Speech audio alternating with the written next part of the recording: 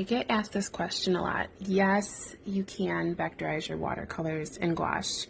Yes, also it does look different than it would if you brought it in Photoshop. But the advantages of working in Illustrator in recoloring your work exactly as you would like to, especially for collections, is something that is very powerful.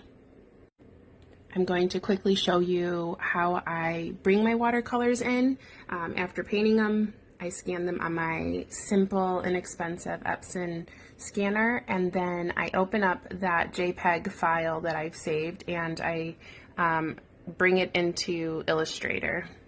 So once I bring the artwork up in Illustrator, I open that JPEG file. I'll go to Windows here and Image Trace, and you'll have this box here. Once you click on your artwork, the options in Image Trace will show up.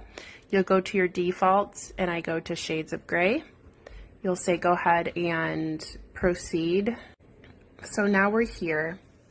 It looks okay, but what I'll do is I'll open up my advanced options and I'll bring the noise as far up as I can, and that will give it a little more of the original look.